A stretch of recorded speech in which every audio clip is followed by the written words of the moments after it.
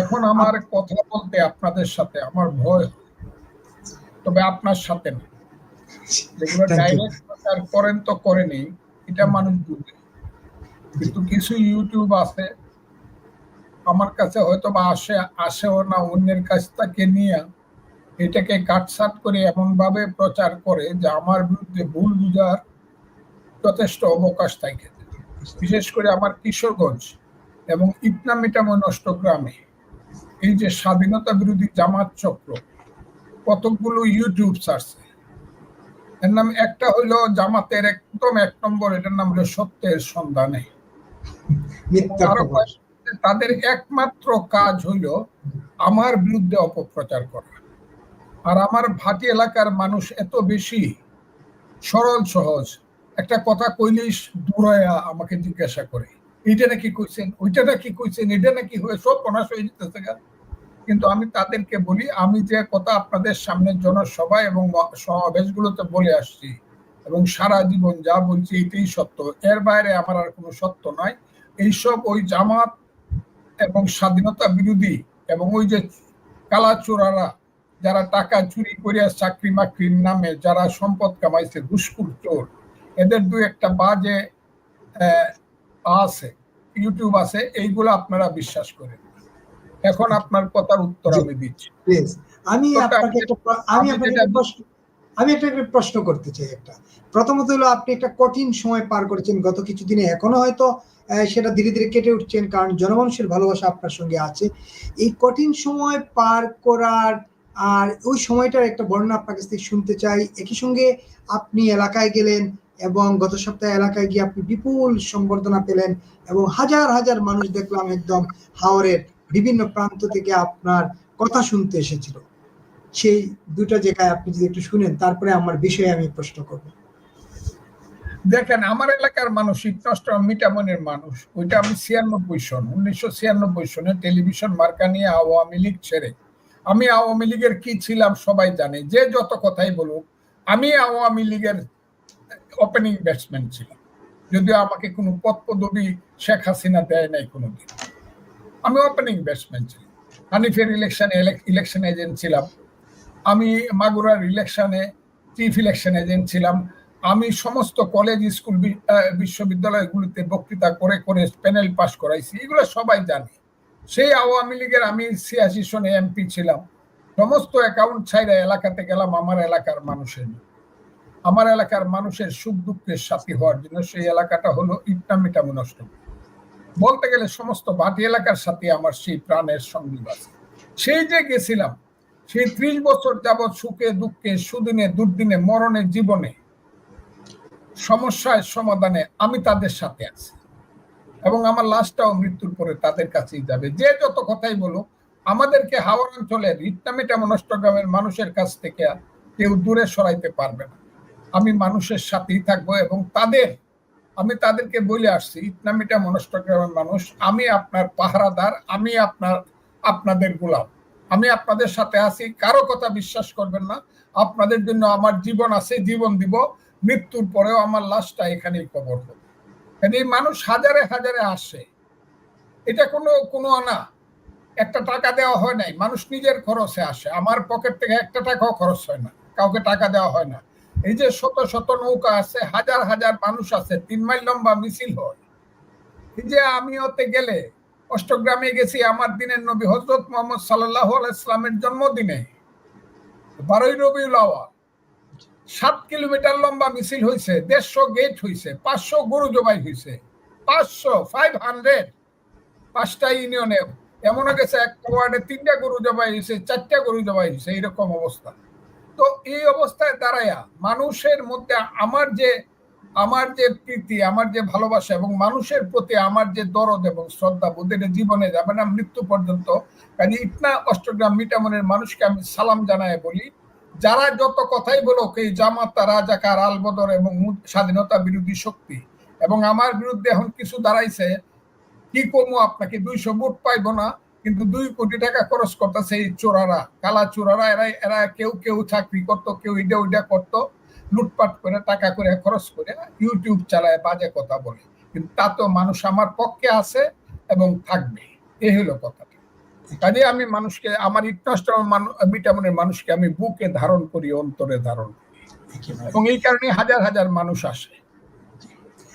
আপনি একটা কঠিন সময় পার করেছিলেন। আপনার বাসার সামনে কতিপয় 4-5 জন তরুণী দাঁড়িয়ে আপনার বিরুদ্ধে স্লোগান দিচ্ছিল। পরবর্তীতে এর আগ থেকে আপনি এই অনুষ্ঠানেও বারবার বলেছিলেন যে কালো শক্তি, জামাত শিবির আপনার বিরুদ্ধে নানাভাবে অপপ্রচার করছে, আপনাকে বিএনপিতে প্রশ্নবিদ্ধ করার চেষ্টা করছে। আপনি ছিলেন বিএনপির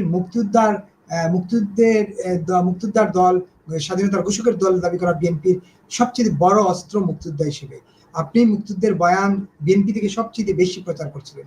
সেই জায়গায় এই দাবি ওঠার পরে আপনার বিরুদ্ধে বিএনপি অ্যাকশনে গেল, আপনি জবাবও দিয়েছেন। যে অবস্থান আপনার ছিল সেইভাবেই আপনি জবাব দিয়েছেন। তারপরও বিএনপি কেন আপনাকে মানে রাজনৈতিকভাবে 3 মাসের জন্য কর্মকাণ্ড বা পদপদবি স্থগিত করলো? এটা কেন হলো আপনার কাছে কি মনে হয় একজন রাজনীতিবিদ হিসেবে? আমি আগে একটা উত্তর দেই। 24শে আগস্ট আমার বাসার সামনে 7 থেকে 10টা ছেলে মেয়ে আসছে, এর মধ্যে কয়েকটা ধরা পড়ছে। এদের প্রতি আমার বড় স্নেহ আছে, এদের জন্য আমার দুঃখ। এরা তো এটা করে না, এদেরকে দিয়ে কেউ না কেউ করাইছে, এবং করাইছে জামাত। এই যে মব গুলা হয়, মবের মূল নেতা হইল জামাত। আমি আবারও বলছি, মবের মূল নেতা হইল জামাত। এবং জামাত কিভাবে, কি ধরনের ছেলে মেয়েদেরকে এইগুলা করায়, যারা এইসব স্লোগান দেয়, অথচ জামাত বলে তারা নাকি ইসলাম, তারা ইসলামের নামে রাজনীতি করে। এইসব ছেলে মেয়েদেরকে গাছের তালে কাওয়া স্লোগান যারা, এরা নাকি আবার ইসলাম। এরা তো সব হলো জামাত শিবিরের ছেলে পেলে। এরা কেন এত নষ্ট হবে?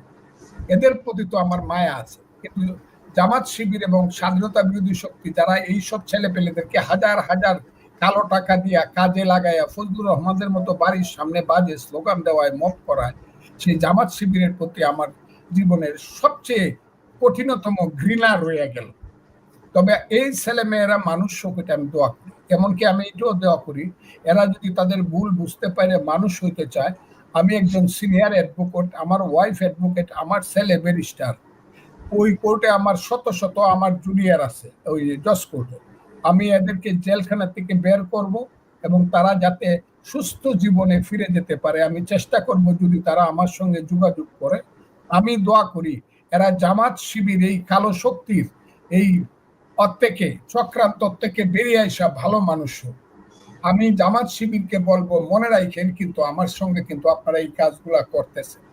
আপনারা শুধু হত্যা করতে চাইতেছেন তা না, আমার নামে অপবাদ দেওয়ার জন্য অনেকগুলা ইউটিউব খুলছেন। আগে গালি দিতেন, এখন মিথ্যা প্রচার করেন। এবং এটা আমার গ্রামে আমার ধারণা হলো আমার 24টা ইউনিয়নের প্রত্যেকটা ইউনিয়নের একটা করে ইউটিউব খুলছে আমাকে শেষ করে দেওয়ার জন্য। এবং জামাত শিবির এমন করতেছে, শত শত কোটি টাকা খরচ করতেছে আমার এলাকায়। এই যে ঈদ গেল, মানে ঈদুল আজহা, প্রত্যেক গ্রামে গ্রামে জামাতের নামে গরু দিছে, এবং প্রয়োজনে তারা শত শত কোটি টাকা খরচ করবে। আমি যাতে প্রথমত আমি যাতে দল থেকে নমিনেশন না পাই, 2 নম্বর আমি যাতে পার্লামেন্টে না যেতে পারি। কারণ আমি যদি পার্লামেন্টে যাই, তাহলে এদের 14 গোষ্ঠী উদ্ধার হয়ে যাবো। এদের যে কালো মুখটা আছে, এটা আমি সারা দুনিয়ার সামনে উন্মোচিত করে দেব। জামাত শিবির শেষ চেষ্টা করবে হয় আমাকে মাইরে ফেলতে, এবং সর্বশেষ আমি যাতে পার্লামেন্টে যাইতে না পারি, সেইটা আমার দলকে অনুরোধ করে হোক, যেবা হোক, অথবা টাকা খরচ করে হোক, সেটা চেষ্টা করবে।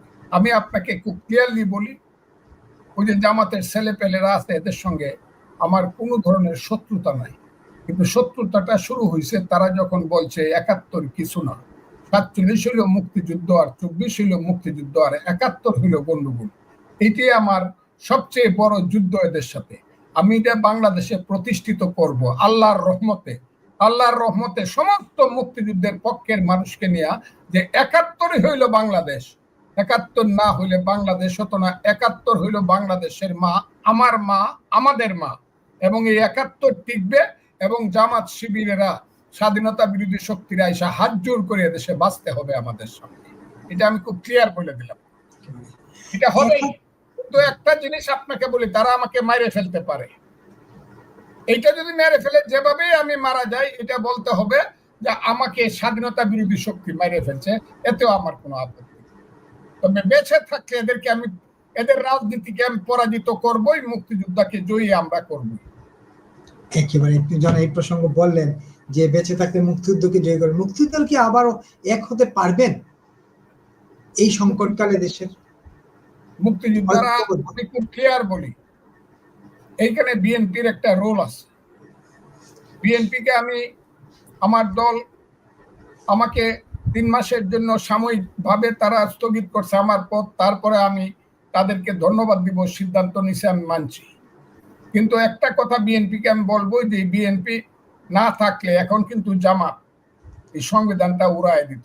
বিএনপি কিন্তু সংবিধানটাকে রক্ষা করে যাচ্ছে, সেই জন্য বিএনপির প্রতি আমার মারাত্মক ধরনের আস্থা এবং সম্মান বোধ আছে তার নেতৃত্বের প্রতি।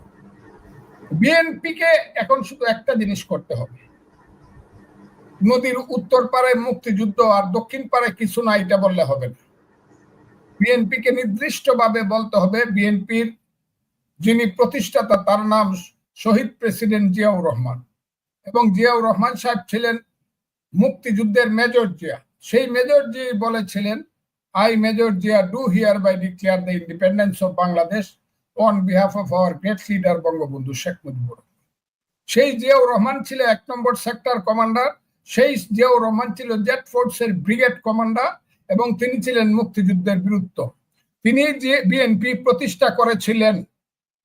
বিএনপিকে যদি জিয়াউর রহমানকে বাঁচাইতে হয় অথবা জিয়াউর রহমানের দলকে বাঁচাইতে হয়, তাহলে বিএনপিকে বলতেই হবে আজকের প্রেক্ষাপটে আমরা মুক্তিযুদ্ধের বাইরে কিছুতেই যাব না।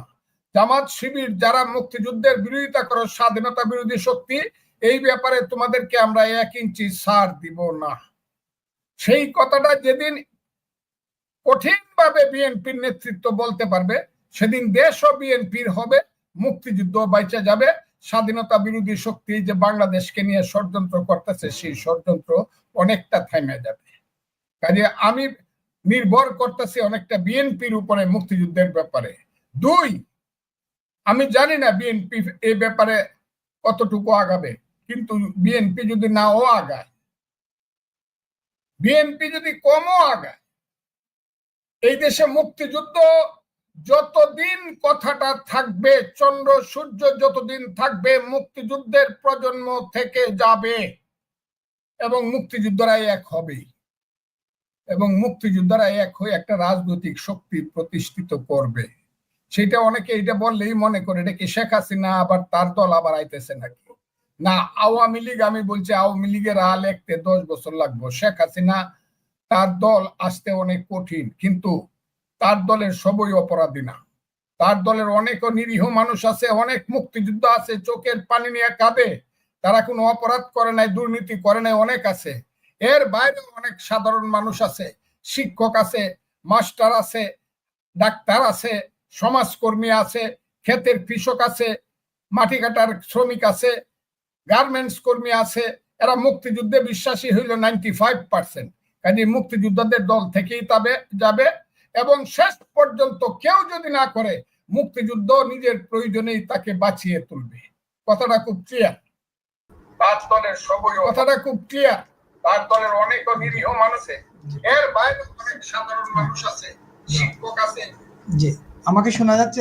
হঠাৎ করে ইন্টারনেট জটিলতার কারণে আমি একটু ডিসকানেক্ট। হ্যাঁ, শোনা যাচ্ছে। আমি কথা শুনছিলাম, আপনি বলছিলেন, আমি অনেকগুলো কথা শুনছিলাম, আমার ইন্টারনেট কানেক্টর একটু ব্যস্ত করছিলাম।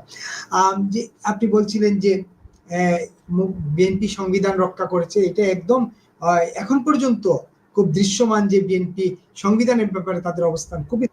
কিন্তু মুক্তিযোদ্ধাদের যে এত হেনস্থা করা হচ্ছে, এই জায়গায় বিএনপির কোনো টু শব্দ নাই। আপনার পরপরই লতিফ সিদ্দিকী আক্রান্ত হলেন। লতিফ সিদ্দিকীরা কোনো যুদ্ধ করতে যান নাই, কোনো গোপন মিটিং করতে যান নাই, কিন্তু মবাররা তাদেরকে আক্রান্ত করলো এবং তারা সংবিধান নিয়ে কথা বলছিলেন। সেখানে একজন বিশ্ববিদ্যালয়ের অধ্যাপক ছিলেন হাফিজুর রহমান কার্জন, ছিলেন আরো অনেকে। শেষ পর্যন্ত আবু আলম শহীদ খান এবং ভূঁইয়া শফিকুল ইসলামকেও 2-3 দিন আগে, 1 সপ্তাহ আগে আবু আলম শহীদ খানকে এবং 3 দিন আগে ভূঁইয়া শফিকুল ইসলামকে গ্রেফতার করা হয়েছে। এই তাদের বিরুদ্ধে সন্ত্রাস দমন আইনে মামলা হয়েছে। এই যে মুক্তিযোদ্ধাদের হেনস্থা করেছে, বিএনপির কেন এখানে চুপ? কেন বিএনপি কেন কোনো কথা বলছেন? আপনার কাছে কি মনে হয় একজন রাজনীতিবিদ হিসেবে? এই ব্যাপারে বিএনপি যদি আগে থেকে কথা বলতো তাহলে তো জামাত চুপ হয়ে যেত অনেক আগে। লতিফ সিদ্দিকেরা মুক্তিযোদ্ধারা জেলে যাইতে হতো না। বিএনপি তো এই জায়গায় চুপ করে আছে, কেন আছে আমি এটা বলবো না, দোষগুণ কোনোই বলবো না। আর আমি এখন আছি একটা 3 মাসের একটা অনাস্থার মধ্যে, কি আমি কোনো কথা মানে দলের কোনো পদে নাই, কাজে বিএনপির হয়ে আমি কোনো কথা বলবো না। তবে আমি ব্যক্তি হিসাবে লতিফ সিদ্দিকীর মতো একজন বয়স্ক প্রবীণ রাজনীতিবিদ, দেশের জন্য যিনি মুক্তিযুদ্ধ শুধু করেন নাই, অনেক কিছু করেছেন, মুক্তিযুদ্ধ না শুধু, দেশের জন্য লতিফ সিদ্দিকী যা করেছেন বাংলাদেশের অনেক মহামানবই তা করতে পারে নাই। উনি 12 বছর জেল খেটেছেন, এক নাগারে 7 বছর জেল খেটেছে 79 থেকে 86 পর্যন্ত। তার নাম লতিফ সিদ্দিকী। আমি আজকে খুব কথাটা বলে, লতিফ সিদ্দিকী কিন্তু 14 সনের পরে আর আওয়ামী লীগ করতে পারে না, থেকে বহিষ্কার করা হয়েছিল। কাজী মুক্তিযোদ্ধা হিসেবে সে একটা আলোচনা সবাই যাইতেই পারে। আমার একজন সাংবাদিক ভাই মঞ্জুরুল আলম পান্না, আহারে কত ব্রিলিয়েন্ট সাংবাদিক, সে হাসিনা বিরোধী সংগ্রামে কত কথা হাসিনা সরকারের বিরুদ্ধে বলছে। যারা আজকে বৈশা আছে ওই সব বেটারা, যারা এখন সবকিছু খাইতেছে, রসগোল্লা মিষ্টি খাইতেছে ওই ইউনূস সরকারের নামে, তারা একদিনের জন্য গাম জড়ায় নাই। অথচ মঞ্জুরুল আলম পান্নারা কত সরকার মানে হাসিনা বিরোধী কথা বলছে। আমার সেই ভাই, মুক্তিযোদ্ধা ভাই আমার আনিস, এবং পরবর্তী সময় দেখলাম আবু আলম শহীদ খানের মতো একজন ব্রিলিয়েন্ট অফিসার, যে মহসিন হলের ভিপি ছিল, ছাত্র নেতাও ছিল, একজন মুক্তিযোদ্ধা, তাকে জেলখানায় নিয়ে যাওয়া হলো। এগুলো কার কাছে বলবো? চোরেরা বাইরে থাকবে, ভালো মানুষেরা জেলখানায় থাকবে। আরেকজন আছে শফিকুল ইসলাম, তাকেও জেলখানায় নিয়ে যাওয়া হয়েছে। আমি ইউনূস সাহেবকে জিজ্ঞাসা করি, এইসব ব্রিলিয়েন্ট লোকেরা, যারা চক্ষুষ্মান লোক, যারা বাংলাদেশের সবচেয়ে বড় দেশপ্রেমিক, এদেরকে রাখবে জেলখানায়? আর ওই যে ডাকাতরা যারা ডাকাতি করে তাদেরকে মাথার উপরে বসায় রাজনীতি করবেন? এর জন্যই কি আপনি নোবেল পাইছিলেন? এইটারও কিন্তু একদিন প্রতিকার হবে, আমি বলে দেই খুব ক্লিয়ার। জেলে কে যাবে আমি জানি না, যে কোনো সময় যে কেউ জেলে চলে যেতে পারে, কারণ এই দেশে ভালো কাজ যারা করবে তারা এখন সবাই জেলে যাবে, আমি এটা জানি। এবং জানি বলেই বিএনপি কেন কথা বলে না এই ব্যাপারে। বিএনপি কে কথা বলতে হবে, আমি জানি একটা সময় আইসা যাবে বিএনপির, তাকে বিএনপি দলকে, বিএনপি নেতৃত্বকে এই দেশের মুক্তিযুদ্ধের পক্ষে দাঁড়াতে হবে। তা না হলে ওই যে আমি বারবার বলতাম, এখনো যদি বিএনপি বুঝে, বিএনপি আমাকে খুব খারাপ মানুষ মনে করতে পারে, এখনো যদি বিএনপি বুঝে, আমি 6 মাস যাবৎ বলতাছি, বাংলাদেশের মূল প্রিন্সিপাল কন্ট্রাডিকশন, মূল যুদ্ধ যেটা, মূল সংঘর্ষ যেটা, মূল সংঘাত যেটা, এটা নির্বাচনী সংঘাত না। মূল সংঘাতটা হলে 71 থাকবে কি থাকবে না। রাজাকার আলবদর স্বাধীনতা বিরোধী শক্তি জামাতের নেতৃত্বে বলতেছে 71 ছিল না, 71 থাকলে 71 ভুল ছিল। আর বিএনপি যদি মনে করে 71 ভুল ছিল, সেটা তাহলে আমার দুর্ভাগ্য। আর যদি বিএনপি মনে করে না 71 সঠিক ছিল, বাংলাদেশ যে এখন নামটা হয়েছে, যে বাংলাদেশের রাষ্ট্রপতি ছিলেন শহীদ জিয়াউর রহমান, যে বাংলাদেশের 3 বারের প্রধানমন্ত্রী ছিলেন দেশ নেত্রী বেগম খালেদা জিয়া, যে বাংলাদেশ জাতীয়তাবাদী দলের ভারপ্রাপ্ত চেয়ারম্যান এখন তারেক রহমান, তারা যদি মনে করেন এটার নাম বাংলাদেশ, সেটা মুক্তিযুদ্ধ করে হয়েছে, তাহলে তাদের কিন্তু ভাবতে হবে যে বাংলাদেশের পক্ষে দাঁড়াইতে হবে। এইটা খুব ক্লিয়ার। অনেকে মনে করে 24, যে কারণে আমাকে সাংঘাতিক ভাবে আমার উপরে অবিচার করা হয়েছে। হ্যাঁ, 24 সনের আগস্টের 5ই আগস্টের 2টা রূপ, আবারও আমি বলি 2টা রূপ। এর প্রধান রূপ হলো গণতান্ত্রিক রূপ, যে গণতান্ত্রিক রূপের নেতা ছিল তারেক রহমান, নেতৃত্বের দল ছিল বিএনপি। 15 বছর যাবৎ বিএনপি জমি চাষ করছে, জমিতে চারা রোপণ করছে, জমিতে তেল দিছে, বীজ দিছে, জমি পরিষ্কার করছে, ধান হলুদ করছে, আন্দোলন 15 বছর করছে। হাজার হাজার বিএনপির কর্মী জেলে গেছে, শত শত কর্মী বিএনপির হারিয়ে গেছে, লাখ লাখ কর্মী নামে মামলা হয়েছে। সেই বিএনপি ফিল্ডে তৈরি করছে। এটা 5ই আগস্টের গণতান্ত্রিক রূপ। একদম 5ই আগস্ট পর্যন্ত বিএনপির কর্মীরা সবচেয়ে বেশি মারা গেছে। আমার জানা মতে একটা থানাতে, ঢাকার একটা থানাটার নাম বোধহয় সব মিললে যাত্রাবাড়ি এলাকা, যেটা ডেমরা এলাকা, সেই কয়েকটা থানা মিল্লা 100-র উপরে লোক কর্মী মারা গেছে শুধু বিএনপি। কাজে বিএনপি আন্দোলনটাকে গণতান্ত্রিক রূপে প্রতিষ্ঠিত করার জন্য আন্দোলন করছে, জীবন দিছে গণতন্ত্র আনার জন্য। আর 5ই আগস্টের আরেকটা রূপ হইল ষড়যন্ত্রের রূপ, যে কথাটা বলার জন্য বিএনপি আমার উপরে এই বিচারটা করছে। সেই ষড়যন্ত্রের রূপ হইল তাদের বাহিরে তারা গান গাইতো, পূর্ব দিগন্তে সূর্য উঠেছে রক্তলাল রক্তলাল, একটি ফুলকে বাঁচাবো বলে যুদ্ধ করি। এমনকি তারা বঙ্গবন্ধু শেখ মুজিবুর রহমানের ভাষণ বাজাইতো, এবারের সংগ্রাম আমাদের মুক্তির সংগ্রাম। এরা ছিল প্রতারক, এরা ছিল মুনাফেক, এবং এরাই ছিল 5ই আগস্টকে ভিন্ন খাতে প্রবাহিত করার জন্য পরবর্তী সময়ে তারাই বলল যে জামাত ছিল এটার ভ্যানগার্ড, শিবির ছিল ভ্যানগার্ড। এই জামাত এবং শিবিরের ভ্যানগার্ড হওয়ার একমাত্র কারণ ছিল বাংলাদেশের স্বাধীনতাকে হত্যা করার জন্য, 71কে ভুলিয়ে দেওয়ার জন্য 5ই আগস্টকে তারা ব্যবহার করছে। এই কথাটা আমি বলবো, এতে যদি আমাকে দল এক্সপেল করে দেয় আমার কিচ্ছু করার নাই। জামাত কিন্তু বিএনপির মতো গণতন্ত্র করার জন্য, তাই তো তারা ভোটে যাইতো। ভোটে যায় না কেন? কেন সংস্কারের কথা বলে? কেন তারা বলে বাংলাদেশ থাকবে না? কেন পাকিস্তানের মন্ত্রী, প্রধানমন্ত্রী, উপপ্রধানমন্ত্রী আইলে মনে করে আমাদের মামুর বাড়ি থেকে বড় মামা বড় চাচা আইছে? কেন তারা পাশ করলে পরে ডাকসুতে পাশ করলে পাকিস্তানে কেন আনন্দ মিছিল হয়? পাকিস্তানের জামাতে ইসলাম কেন গেট করে আনন্দ মিছিল করে রসগোল্লা খায় বা তারা তাদের মতো করে খায়? এর কারণ হইল তারা পাকিস্তান চায়। ওই দুইটা রূপ আমি বলছি। গণতান্ত্রিক রূপ 5ই আগস্ট, জুলাই আন্দোলনের হইল তারেক রহমান নেতা, বিএনপির নেতৃত্ব। আর ষড়যন্ত্রমূলক রূপ হইল ওই যে ছেলেরা, সমন্বয়করা, তারা অনেক সাহসী ছেলে, আমি নিশ্চয়ই বলবো, কিন্তু তাদের পিছনে ছিল জামাত। তারা জামাতের কথায় কাজ করছে এবং জামাতকে নেতৃত্বে নিয়ে এখন বাংলাদেশকে ধ্বংস করে নির্বাচন করব না, এই করব না কইয়া এখন এটাকে নতুন করে পাকিস্তান বানাইতে চায়, মুক্তিযুদ্ধকে ধ্বংস করতে চায়। আমি মনে করি এই ব্যাপারে বাংলাদেশের মানুষের সাবধান হওয়া প্রয়োজন আছে এবং মুক্তিযুদ্ধের পক্ষে দাঁড়ানো প্রয়োজন আছে। আমার দল যদি বুঝে, আর না বুঝলে আমার কিছু করার নাই, আমার কপাল খারাপ। এই মুক্তিযুদ্ধের দাঁড়ানোর কথা বললেন আপনি, এই জায়গাটা আমি আবার বলি, ডাকসুতে পাস করলো ইসলামী ছাত্র শিবির, তারেক রহমানের নামে বিরুদ্ধে স্লোগান দিয়ে গেল, এই তারেক তুমি জানো নি কে হইছে বিপিনি, এগুলো স্লোগান দেয় কেন? তাহলে তাদের সমস্ত জিতটা হলো বিএনপির প্রতি। কথাটা খুব বুঝেন। আর ডাকসুতে পাস করে আর হাটহাজারী মাদ্রাসায় পাস করার মধ্যে বেশ কম বাকি। ডাকসু যে ঢাকা ইউনিভার্সিটি একটা সিনিয়র মাদ্রাসা, হাটহাজারী একটা সিনিয়র মাদ্রাসা। সিনিয়র মাদ্রাসাতে তো এইসব লোকজন, এই শিবিরের ছেলেরাই পাস করছে, করবে। যতদিন ঢাকা বিশ্ববিদ্যালয় ছিল ততদিন ছাত্র ইউনিয়ন পাস করছে, ছাত্র লীগ পাস করছে, জাসদ ছাত্র লীগ পাস করছে, ততদিন ছাত্র দল পাস করছে। এখন এটা সিনিয়র মাদ্রাসা হয়েছে।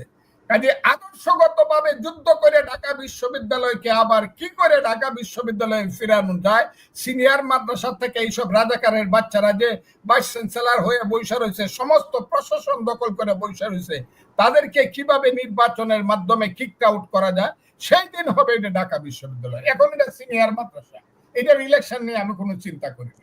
একেবারে আপনি বলছিলেন আবার মুক্তিযোদ্ধারা, দেশবাসী মুক্তিযোদ্ধারা এক হবে, এই জায়গা কি দেখছেন আপনি? এত হবে, আমি দেখছি হবে হবে, মুক্তিযোদ্ধারা সব এক হবে, এটা চিন্তা করেন না। আমার কাছে প্রতিদিন শত শত মুক্তিযোদ্ধা আসে, এতে যদি কেউ রাগ করে করুক।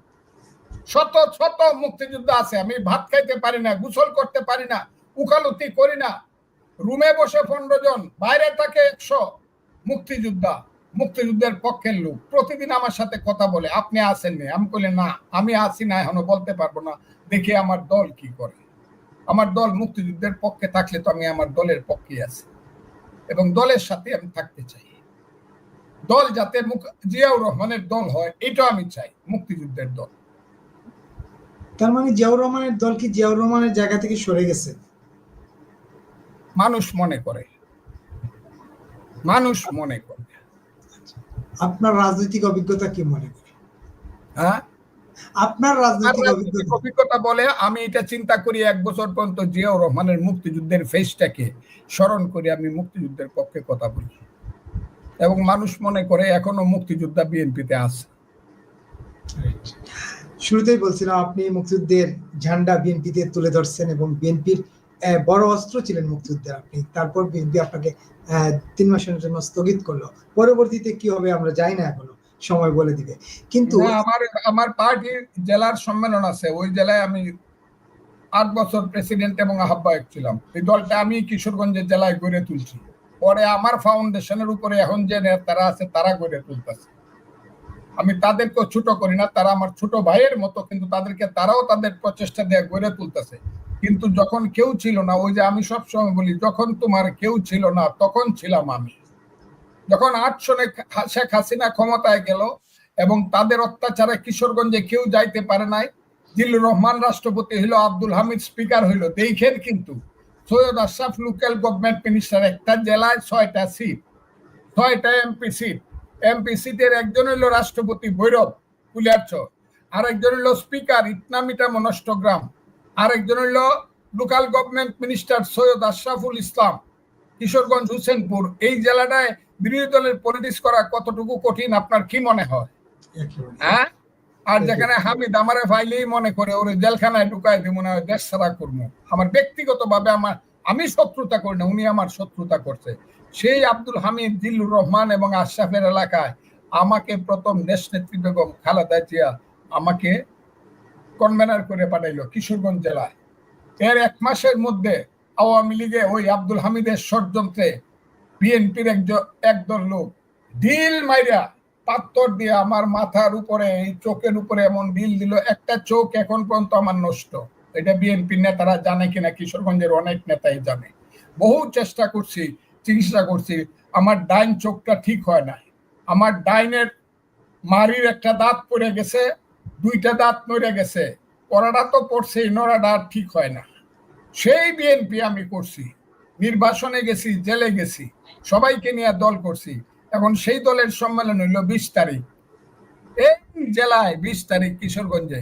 কিন্তু আমি হইলাম এক্সপেল, আমি হইলাম বরখাস্ত। আমি ওই কিশোরগঞ্জের দ্বারেই যাইতে পারবো না যদি অপবিত্র হয়ে যায়। আমি এখন কি মনে করতেছি যে কিশোরগঞ্জের এই সমস্ত ডেলিগেট, কাউন্সিলর এবং কর্মীদেরকে আমি জিজ্ঞাসা, আমি কি এত অপরাধী যে কিশোরগঞ্জের সম্মেলনে আমি যাইতে পারবো না? আমি না 2 মাস আগে প্রধান অতিথি হিসাবে কিশোরগঞ্জ স্টেডিয়ামে বিএনপির মিটিং, আমি প্রধান অতিথি মিটিং করে আসলাম। 6 মাস আগে আমি না তারেক রহমান সাহেব প্রধান অতিথি, আমি বিশেষ অতিথি হিসেবে কিশোরগঞ্জ স্টেডিয়ামে লাখ লোকের মিটিং করে আসলাম। এখন আমি এত অপরাধী হয়ে গেলাম কেন যে আমি সম্মেলনে যাইতে পারবো না? কাজে আমি চিন্তা করতেছি, নিশ্চয়ই আমার দল এই ব্যাপারটা চিন্তা করবে এবং আমার সাসপেনশন 3 মাসের জায়গায় 1 মাসে উইথড্র করে আমাকে ওখানে যাওয়ার সুযোগ দিবে। আমি সেখানে যেতে পারবো, আমি এটা মনে করতেছি। আমি এখনো আমার দলই আছি। আর ইউটিউবে কি কইলো না কইলো এগুলো বিশ্বাস করে যারা ফজলুর রহমানকে বিশ্বাস করে, তাদেরকে আমি বলি তারা ইউটিউবারদের সাথে জামাতে চলে যাও। আরেকটা প্রশ্ন করতে চাই, আপনি নির্বাচনের প্রসঙ্গ একটু আলোচনা করতে চাই।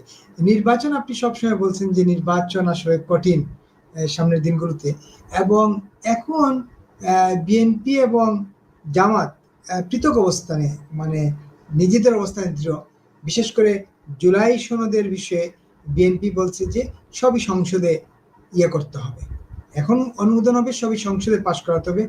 আর জামাত বলছে পিআর পদ্ধতি ছাড়া তারা নির্বাচনে যাবে না, এবং তারা আরো কয়েকটা ইসলামী দলকে নিয়ে অলরেডি আন্দোলন শুরু করেছে।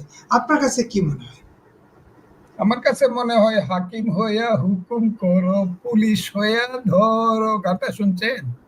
সর্প হইয়া দংশন করো, উজা হইয়া যারো। গানটা আব্দুল জব্বার গাইছে, চমৎকার। আমিও গাইতে পারি, ওদের মতো গাইতে পারি, কিন্তু কথাটা বড় সত্য। হাকিম হইয়া হুকুম করো, পুলিশ হইয়া ধরো, সর্প হইয়া দংশন করো, উজা হইয়া যারো। সব হইল আন্তর্জাতিক চক্রান্তের গুটি, প্রধান গুটি বাংলাদেশের জনাব ইউনূস সাহেব, তার খেলা। উনি সকালবেলা তারেক রহমান সাহেব বা বিএনপি নেতাদেরকে গেলে পরে বলে, আমাদের আবার নেতা হয়েছে একজন, আছে আমাদের বড় নেতা এই ভিতরে, তার নাম সালাউদ্দিন আহমদ। উনি সবসময় যায় দেখি, অনেক চমৎকার নেতা আমাদের। তো উনি গেলে পরে উনাকে আবার হাসা হাসা করে দেয় ইলেকশন শিওর হবে, চন্দ্র সূর্য যদি উঠে তাইলে ইলেকশন হবে। আবার রাতের বেলায় জামাত গেলে পরে বলে আরে আপনারা কোন কি, হ্যাঁ দুনিয়া চলে যেতে পারে কিন্তু ওই তোমারও প্রীতি জীবনের সাথে, তোমার প্রীতি কোনোদিন ভুলবো না। প্রীতি ভীষণ জ্বালারে বন্ধু, প্রীতি ভীষণ যত জ্বালাই হোক জামাতকে ইউনূস সাহেব ছাড়বেন। আর তার এই যে ছেলেপেলেরা আছে, এই যে এনসিপি, আমি এদেরকে কিচ্ছু বলবো না, কারণ আমার বড় ছেলে খালি বলে বাবা ওদেরকে কিছু হলে সন্তান, এদেরকে বলবো না। তবে এরাও ইলেকশন চায় না, কি চায় সংস্কার চায়, কি চায় জুলাই সনদ চায়, আর কি চায় পিআর চায়। এগুলা সব বিএনপি কে বলছে ইলেকশন হবে, আবার আজকে দেখলাম বললো হ্যাঁ ইলেকশন তো হবেই, তবে ওই যে তবে যতদিন থাকবে ততদিন পর্যন্ত লোকটা বাইচা যাবে আইসিইউ থেকে, যদি সে নিঃশ্বাস পরে নিতে পারে তাইলে আইসিইউ থেকে বাঁচবে। আল্লাহর কাছে দোয়া করেন সেই আইসিইউর যে ইলেকশন, আমি প্রথমত বুঝি ইউনূস সাহেবের অধীনে কোনো ইলেকশন হবে এক। আমি দ্বিতীয়ত বলি আমি ইউনূস সাহেবের অধীনে ইলেকশন হোক এটা আমি চাইও না, কারণ ইউনূস সাহেব একটা দলের, তার দল হলো জামাত এবং এনসিপি এবং এবি পার্টি, ওই যে এটা হলো এই দলের লোক হলো ইউনূস সাহেব, তার সমস্ত প্রশাসন হলো এই দলের প্রশাসনই হলো ঢাকা বিশ্ববিদ্যালয়ের ভাইস চ্যান্সেলর থেকে ধরে তার সমস্ত প্রশাসন। এইটা প্রমাণিত এবং প্রতিষ্ঠিত হয়েছে, প্রশাসন যদি কারো পক্ষে থাকে সেই ইলেকশনে কেউ পাস করতে পারে না।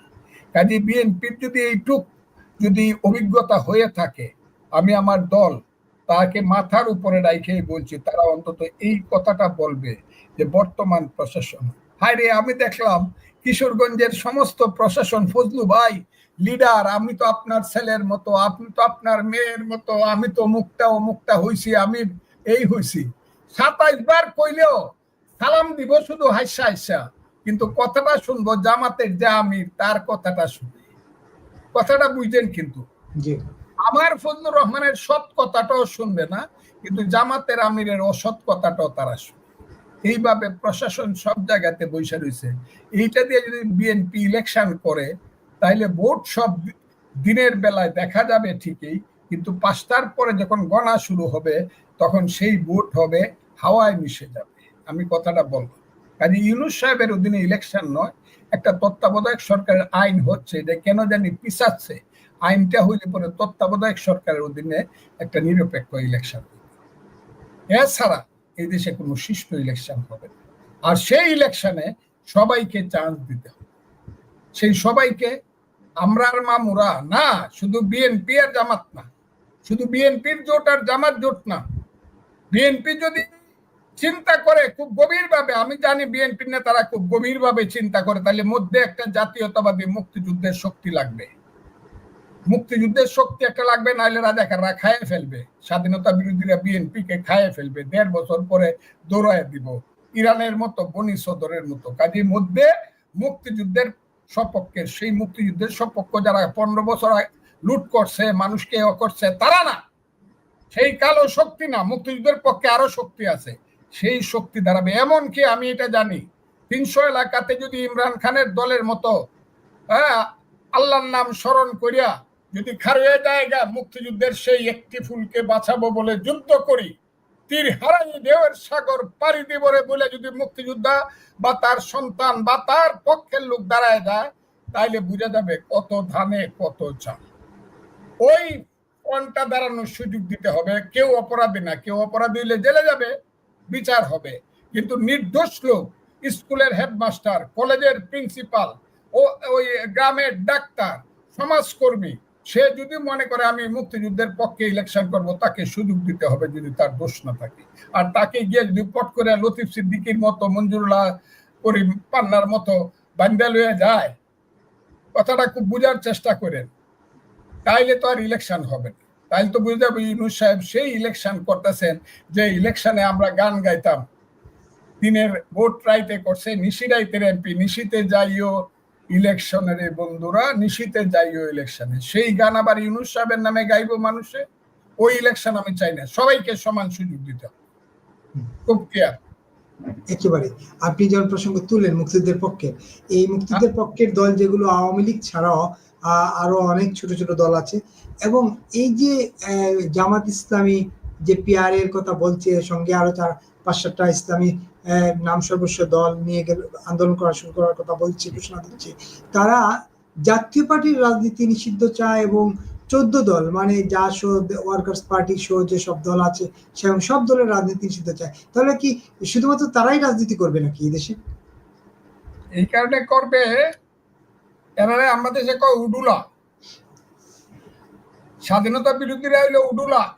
উডুলা বুঝে পরের বাড়ির তাহে, এরা যে বাড়িতে থাকে যাদেরকে কয় চলে যাও, এটা হয় কিন্তু আপনারা এটা সিনেমার মতো মনে হইতেছে যে রাজার ছেলেকে বনবাসে পাঠাইয়া এখানে গুলামের ছেলে রাজত্ব দখল করে, রাজার ছেলে আইলে বলে তোরে আমি চিনি না, তুই হেনতে চলে যায়। এগুলো দেখেন না সিনেমাটি, নামা দেখছেন না ওই সিনেমা? হ্যাঁ, বাউল রাজা সন্ন্যাসীর সিনেমা শুরু হয়েছে বাংলাদেশে। জামাত কি সিএস রেকর্ড হইল মুক্তিযোদ্ধাদের নামে। এরা তো, এদের তো মাঠ পর্সাও নাই, জামাত ইলেকশন করে তো মাঠ পর্সাও পাইছে না। এরা তো মুক্তিযোদ্ধাদের দেশে থাকে, বাংলাদেশে থাকে। এখন মুক্তিযোদ্ধাদের হইলো সিএস রেকর্ড, সেই মুক্তিযুদ্ধ হইলো 14 দল, অন্যায় নিয়ে অন্যায় যাই করুক। সেই মুক্তিযুদ্ধ হইলো বাসদ, সেই মুক্তিযুদ্ধ হইলো কমিউনিস্ট পার্টি, সেই মুক্তিযুদ্ধ হইলো নেট।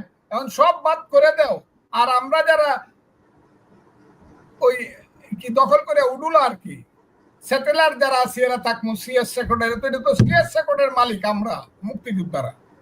এরা কি জামাতের কথা সবরে বাতিল করে দিতে হবে কেন? এরা তো বাসমান, এরা এই দেশে আছে কার জন্য জানেন তো? ওই যে একটা ব্যক্তি সাগরের মতো হৃদয় ছিল, কইছে আমি মাফ করে দিলাম, আমি কারে মারবো? ওই লোকটার নাম করলে আবার অনেকে রাগ করে, আমার নামটা আমি নাই বা।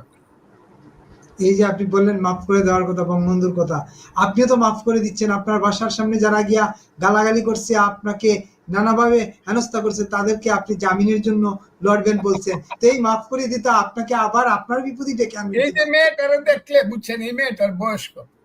আমার মেয়েটার বয়স তো ওর চেয়ে বেশি। আমার মেয়ের বয়স 30 বছরের উপরে। আমার মেয়ের তো আমেরিকাতে অ্যাটর্নি। আমি দেখি আমার মেয়ে ইন্দিরা, তার নাম। সেই ইন্দিরা চেয়েও ছোট একটা মেয়ে কেন জেল খাটবে, কেন আইসে এখানে? তো আমি তো জানি ও স্লোগান দেওয়া না, ওরা তো জামাতরা এবং ওই যারা স্বাধীনতা বিরোধী শক্তি, এরা এদেরকে দিয়ে এই কামটা করায়। এদেরও এটার বিচার হবে, কিন্তু যারা এই কামটা করায়, ওই যে মদ যারা করায় তৌহিদি জনতার নামে, ওই কবর থেকে লাশ তুলে পুড়ে ফেলে, এইটারও কিন্তু হিসাব একদিন দিতে হবে। আমি আরো বলবো, অত ভালো মানুষ না জামাতের লোকজন, আমি চিনি তাদেরকে, অত ভালো মানুষ, তাদের সবার দলিল দস্তাবেজ কিন্তু আমার কাছে আস্তে আস্তে আস্তে আস্তে কে কোথায় কি করে, কে কিভাবে হসপিটাল চালায়, কে কিভাবে মাটির ব্যবসা করে, কে কিভাবে বালুর ব্যবসা করে, পাথরের ব্যবসা করে, কে কিভাবে এই হাউজিং ব্যবসা করতে, সব আমাদের কাছে আছে। কিন্তু ফজলুর রহমান আমি চ্যালেঞ্জ করলাম, মিথ্যা কথা বলতে পারবি? ওই সত্যের সন্ধানে ইউটিউব চালায় যে ফজলুর রহমান এই কইছে, কিন্তু ফজলুর রহমান জীবনে 2 পয়সা খাইছে, ফজলুর রহমানের 10 একর জমি আছে, ফজলুর রহমানের এই আছে, একটা কথা বলতে পারবে না কারো কাছ থেকে চান্দা। এটার নাম হলো ফজলুর রহমান। আল্লাহ কেন জানি আমারে বাঁচায় রাখছে এই কারণে। ফজলুর রহমান কি একেবারে শেষ পর্যন্ত আপনি বলছিলেন যে ইউনূসের অধীনে নির্বাচন হবে না, একটা তত্ত্বাবধায়ক সরকার আসবে। তো সেইটা আসলে কতদূর? মানুষও তো প্রত্যাশা করে যে একটি সুষ্ঠু সরকার, একটি নিরপেক্ষ সরকার নির্বাচন হোক, নিরপেক্ষ সরকার, সেটা কতদূর? উচ্চ আদালতে অনেকদিন ধরে এটা আছে। আমি আপনার প্রশ্নটা বুঝি নাই।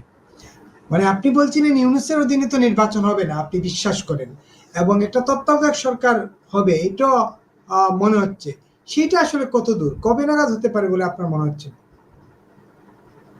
উপরে ওই যে কথাটা, 7ই জানুয়ারিতে যখন শেখ হাসিনা সরকার ইলেকশন করে ফেললো আওয়ামী লীগ, আমি আর দামির ইলেকশন 24 সনে, আমার তখন যুগান্তরের সাংবাদিক জিজ্ঞাসা করলো, এখন তো ইলেকশন হয়ে গেছে 8 তারিখে, 8ই জানুয়ারি রাত্রে 24 সনে। আমি বললাম শেখ এখন তো 5 বছর থাকবে। আমি বলছিলাম শেখ হাসিনা 6 মাস থাকবে। বললো কোন কি? আমি কে ফেলবে? কেউ তো নাই, সব তো পলাইছে আর জেলে গেছে। আমি তো আঙ্গুল উপরে তুলে কইছিলাম ওই ফেলবে, ওই ওই যে উপরে আছে উনি ফেলবে, আর উনার আশরাফুল মখলুকাত মানুষ ফেলবে। আপনি যেটা বলতেছেন মানুষ can, people can do and undo anything, কারণ সাথে ওতে লেখা ক দফায় লেখা আছে এই দেশের মালিক হইল জনগণ। আপনি এটা জনগণের ক্ষমতার বড় শক্তি, এই শক্তি পৃথিবীতে আল্লাহ ছাড়া আর কারণ। জনগণ কিন্তু রুখবে এই এদের বিরুদ্ধে, আমি বলে দিলাম। কিন্তু শুধু নেতৃত্ব নাই বইলে, নেতৃত্ব নাই, there is no light in front of the people of Bangladesh. যেদিন লাইট আইসা পড়বে, টর্চ লাইট ধরে যেদিন পথ দেখাবে, সেদিন দেখবেন কোটি কোটি মানুষ রাস্তায় নামছে। আমি বলে দিলাম কথাটা, এরা এত বিচার করতেছে মানুষের উপর। একেবারে বলছিলেন কোটি কোটি মানুষ, এই যে রাজনৈতিক দল হিসেবে আওয়ামী লীগ এবং তার অঙ্গ সংগঠন সকল সংগঠনের কার্যক্রম নিষিদ্ধ করে দিল সরকার এক কলমের কুসায় নির্বাহী আদেশে। এখন আওয়ামী লীগের মিছিল দেখি না, জয় বাংলার মিছিলে প্রকম্পিত রাজপথ। গত 15 দিন ধরে প্রায় প্রতিদিনই 1000-2000 মানুষ রাজপথে নেমে যায়। যখনই মিছিল শুরু হয় মানুষ চতুর্দিক থেকে যুক্ত হয়ে যায়। এটাকে কিভাবে দেখেন? এটাকে দেখি, এটা ব্যর্থ, আওয়ামী লীগ টোটাল ব্যর্থ। এই ব্যর্থতার একটা প্রতিচ্ছবি আমার সামনে আসে। এই কারণে আসে, কারণ আমি ওইসব কথা কইলে আবার বিএনপির লোকজন, ওই আমার এলাকার লোকজন কয় আমি খালি আপনাদের খালি আওয়ামী লীগের কয়। না, আমি এক সময় আওয়ামী লীগ করছিলাম, আমি ছাত্রলীগের সেক্রেটারি ছিলাম, প্রেসিডেন্ট ছিলাম 76 সনে, 77 সন, 78 সন, 75 সনে আমি 15ই আগস্টের পরে অস্ত্র ধরে যুদ্ধ করছি বঙ্গবন্ধুর পক্ষে। এগুলো সবাই জানা উচিত। তো আমি আর জোহরতা যদি না থাকলে আওয়ামী লীগে তো তাড়াতাড়ি সংগঠিত হইতো না। আমি সেই কারণে বলছি এইভাবে সংগঠিত, দৌড়ায় মিছিল করে গেলাম গিয়া এইভাবে হবে না। গাছ যদি লাগাইতে হয়, গাছ বড় করতে হলে আপনি বীজ ফেলতে হবে নিজের মাটিতে। প্রথমে করতে হবে 1, 2, 3 সংগঠন, understanding, feelings, realization, theory and practice. দৌড়ায় মিছিল করলে কিছু আসে যায় না, কিছুই হবে না। আমি বললাম তো এইভাবে 10 বছর লাগবে আলেক। আপনারা যখন সংগঠনকে দাঁড় করান 75 পরবর্তী সময়ে, তখন তো দল নিষিদ্ধ ছিল না, এখন তো দল কার্যত নিষিদ্ধ। নিষিদ্ধ জয় বাংলার জ লেখলেই গুলি করত, শেখ মুজিবের ম লেখলেই গুলি করত। কত লোক মারা গেছে জানেন? জানেন না। এগুলো বলবো না, বললে আমার এখন খুব রাজনৈতিক ভাবে আমি কথাগুলা বলতে চাই, আমি এগুলো আমার বইয়ে লিখে যাইতেছে। জি, নিশ্চয়ই একদিন শুনবো। যুদ্ধ যে করতে পারে, হিমালয়ের উপরেও করতে পারে, সমুদ্রের নিচেও করতে পারে, সে বরফের উপরেও যুদ্ধ করতে পারে, আবার আগ্নেয়গিরির পাশে থেকেও যুদ্ধ করতে পারে। যুদ্ধটা শুধু জানতে হবে। সর্বশেষ শুনি, তাহলে মুক্তিযুদ্ধের বাংলাদেশে মুক্তিযুদ্ধের জয় হবে, এটা আপনি নিশ্চিত? এই ব্যাপারে আমার বিন্দু মাত্র, মুক্তিযুদ্ধের জয় হবে না, শুধু মুক্তিযুদ্ধ হইল সত্য। মুক্তিযুদ্ধের নামেই হইল বাংলাদেশ। মুক্তিযুদ্ধ না হইলে এই দেশের নাম থাকতো পূর্ব পাকিস্তান। কাজে মুক্তিযুদ্ধ পরাজিত হইলে দেশের নাম পূর্ব পাকিস্তান হবে। আমি তো পূর্ব পাকিস্তান চাই না, আমি চাই বাংলাদেশ সত্য, মুক্তিযুদ্ধ সত্য, এবং সত্যের জয় হবে, স্বাধীনতা বিরোধীরা পরাজিত হবে। এবং আমার মতো একজন হতবাগা লোকরে যারা রাজা ফজা পাগলা পরে, এরা এসে একদিন হাত জোর করে বলতে হবে যা বলছিলাম সব ভুল বলছিলাম। অসংখ্য ধন্যবাদ ফজলুর রহমান ফজলু ভাই, বীর মুক্তিযোদ্ধা, সিনিয়র আইনজীবী এবং রাজনীতিবিদ। নিশ্চয়ই আপনার সঙ্গে আবারও দেখা হবে, আবারও সময় দেবেন বিপুল টকে। সেই পর্যন্ত আপনি ভালো থাকবেন, যারা দেখছেন তখন দেখবেন। পরবর্তীতে সবার প্রতি অনুরোধ, বিপুল টক ফেসবুক পেজটি ফলো দিয়ে এবং ইউটিউব চ্যানেলটি সাবস্ক্রাইব করে আমাদের সঙ্গে থাকবেন। ওইভাবে ওই যে সত্যের সন্ধানের মতো কম কম করে ছাড়েন না। এই যে এক টুকরা এখান থেকে দেখেন, আমি একটা কথা বলছিলাম, এটাও দিয়ে দিবেন। আমি একটা কথা বলছিলাম, 10,000 বছর পর্যন্ত আমরা ভারতের মানুষ ছিলাম, আমরা ভারতীয় ছিলাম। এইটা 10,000 বছর পর্যন্ত এইটাকে বাদ দিছে, আর ছিলাম কথাটাকে বাদ দিছে, দিয়া 15 দিন প্রচার করছে। ফৌজয় কয় আমরা ভারতীয়, আমরা ভারতীয়। আমি শুনে তো অবাক, কয় কি? পরে আমি খুলে দেখলাম যে আমি বলছিলাম 10,000 বছর পর্যন্ত আমরা ভারতীয় ছিলাম। একেবারেই না, এটা হবে না, এইটা হবে না। বিপুল টক যেটা করে, কোনো বক্তব্য থাকলে আমি জানি, এই কারণে আপনি ডাকলে আমি আসি। জি। অসংখ্য অসংখ্য ধন্যবাদ এবং কৃতজ্ঞতা। নিশ্চয়ই আবারও দেখা হবে। সেই পর্যন্ত আপনি ভালো থাকবেন, নিরাপদ থাকবেন, সাবধানে থাকবেন এবং আপনার দীর্ঘায়ু কামনা করছি। যারা দেখছিলেন, দেখবেন, সবার প্রতি অনুরোধ, বিপুল টক ফেসবুক পেজটি ফলো দিয়ে এবং ইউটিউব চ্যানেলটি সাবস্ক্রাইব করে আমাদের সঙ্গে থাকবেন। আমাদের আরো দুটি চ্যানেল, মিডিয়াস বাই বিপুল এবং বিপুল টাইমস, এই দুটি চ্যানেল সাবস্ক্রাইব করে পাশে থাকবেন। আমরা আসছি রাত 12:30। থাকবেন আপনাদের আরেক প্রিয় আলোচক সাইফুল আমিন, বিশ্লেষক সাংবাদিক সাইফুল ভাই। সেই পর্যন্ত সবাইকে শুভরাত জানিয়ে এবং ফজলু ভাইয়ের প্রতি আবারও ধন্যবাদ এবং কৃতজ্ঞতা জানিয়ে এই অনুষ্ঠান শেষ করছি। শুভরাত্রি।